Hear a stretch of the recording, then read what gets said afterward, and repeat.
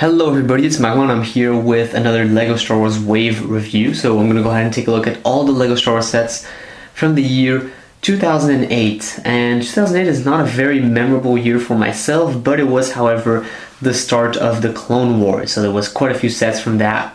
But other than that, there wasn't really any good original LEGO Star Wars. So, but yeah, I'll get into that in a second.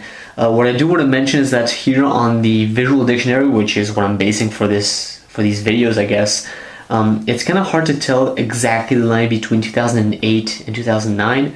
So if I do miss out a set, which, a Clone Wars set most likely, which was released more in 2008 or more in 2009, let me know in the comment section below. I'd be very appreciative.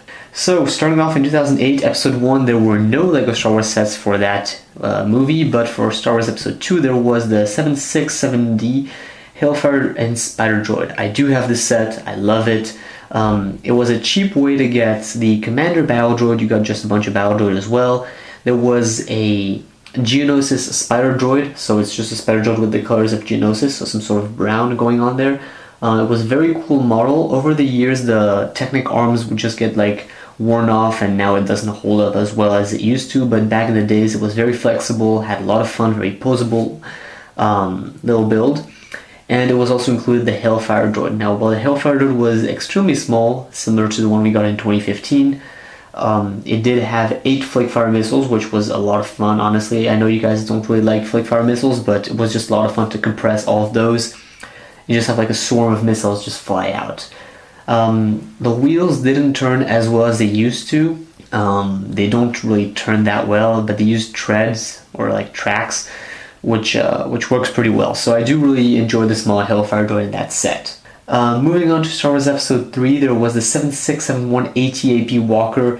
I'm not going to go as far as to say as I'm dying to get this set, but it's definitely on my list for sets I eventually need to get. Even though I have the newer 2014 version, which is much better, and I've seen a lot of videos, this one is really the step down, so there isn't much drive for me to actually get this set, but I do want to get it eventually just for having a good complete LEGO Star Wars collection. It is, however, smaller.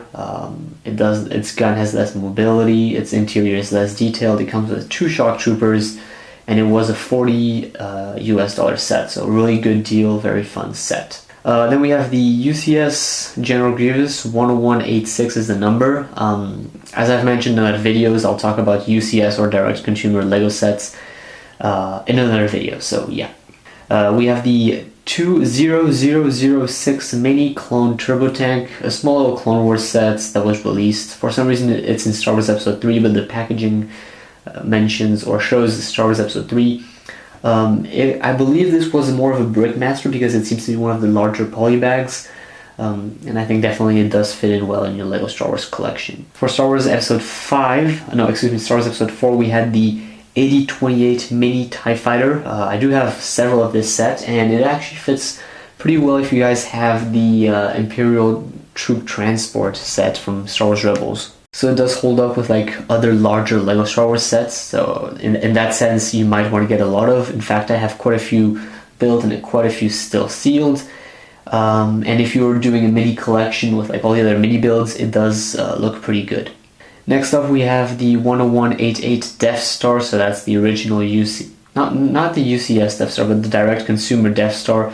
Again, I'll mention that in another video. In Star Wars Episode 5, we have the 8029 Mini Rebel Snowspeeder. From what I was told, this set was actually never released. I don't know if it was even produced, but it was all planned out, but never actually released.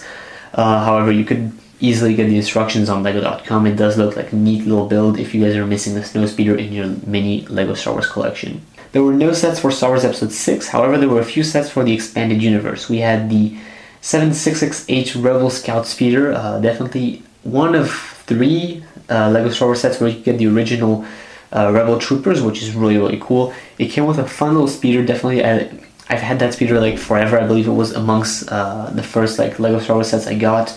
It was a lot of fun. I've had a lot of fun with that set. The speeder works really well for playing. You can fit a bunch of troops in it. It has this rotating cannon, which is really cool. And the minifigures, it's nothing to complain for since we've hardly ever gotten these LEGO Star Wars minifigures. And then we have the 7667 Imperial Dropship. Now, while the set looks pretty disgusting, like I really dislike the dropship itself, it does have a really cool functionality of dropping. I don't know what it really drops, but it just like drops this thing that deploys stormtroopers. It comes with 3 Imperial stormtroopers, so a great way to build up your Imperial army. And then it also comes with an Imperial Shadow Trooper, which we have only seen in the TIE Crawler except from that set. So definitely a lot of desirable minifigures, and I would highly suggest getting the set if you don't have it already. Next up from the Expanded Universe, we have the 7672 Rogue Shadow. So this is from the Star Wars Force Unleashed video game. I have played the 1 and the 2, definitely very, very fun video games. I remember I played this on the Wii, so that was quite a while back. It came with Juno Eclipse, Galen Merrick, and the Battle Damage Darth Vader, so very desirable minifigures.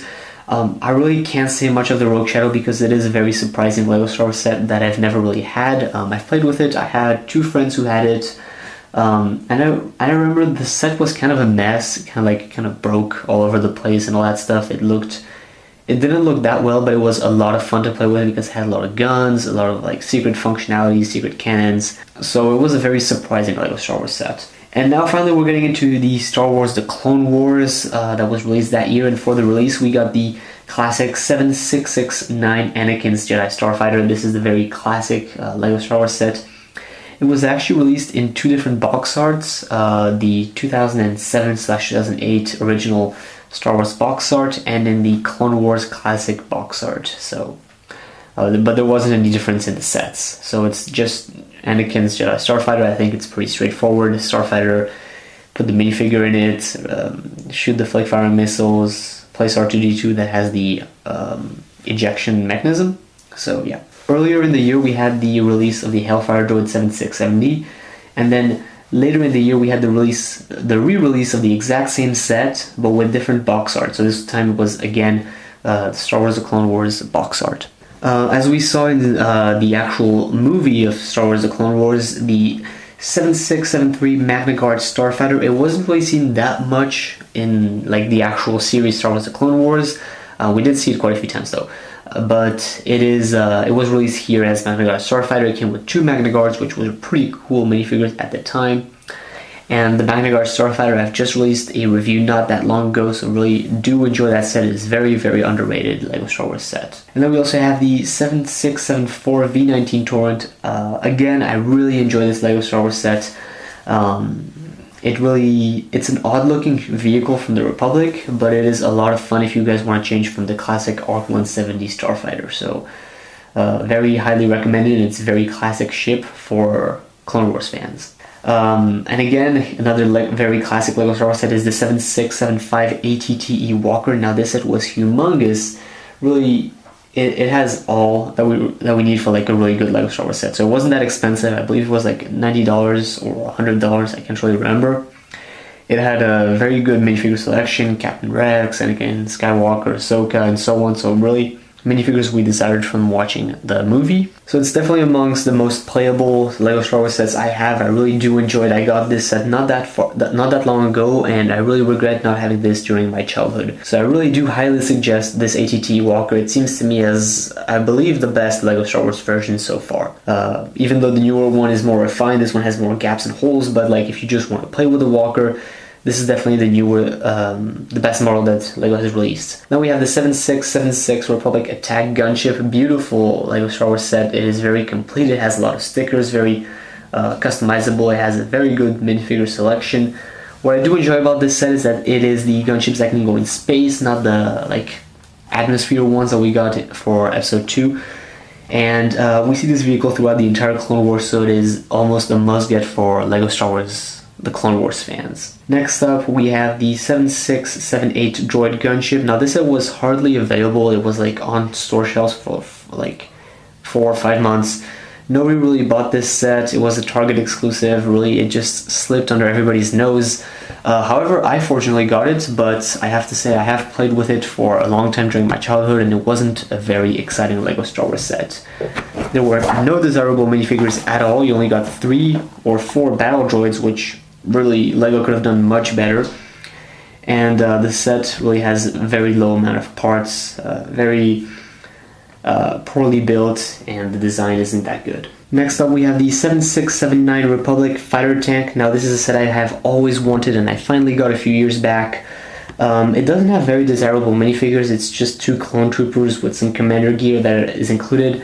But other than that, the fighter tank is humongous. It's almost, I believe it is oversized, which a lot of the sets at the time were oversized, which was pretty cool. We got big Lego Star Wars sets. Nowadays we get like small little compact Lego Star Wars sets, which they're almost just as good, but they really lack the size and just a humongous, I don't know, just the effect of having a good large Lego Star Wars set was fun. It was however $50, but it was just a really great Lego Star Wars set.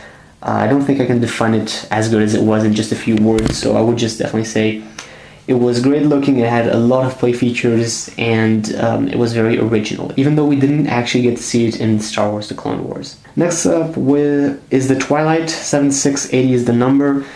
We got the regular cast, so Anakin, Ahsoka, Rhoda, and R2-D2 from Star Wars The Clone Wars movie, but we also saw this throughout the Clone Wars. So they made the Twilight as a really hard set to get, really like as if everybody was going to look for it everywhere in different stores, as it was limited edition and so on, but there was no real good like minifigure selection, which included no exclusive minifigures at all. And the set wasn't a really good vehicle in Star Wars The Clone Wars, always kind of breaking down on everybody. So making this set hard to get and just, I don't know, the sets didn't look that well. Like it doesn't look as good as it should. It is pretty big, but the fact that it was like hard to get made it that nobody actually got this set.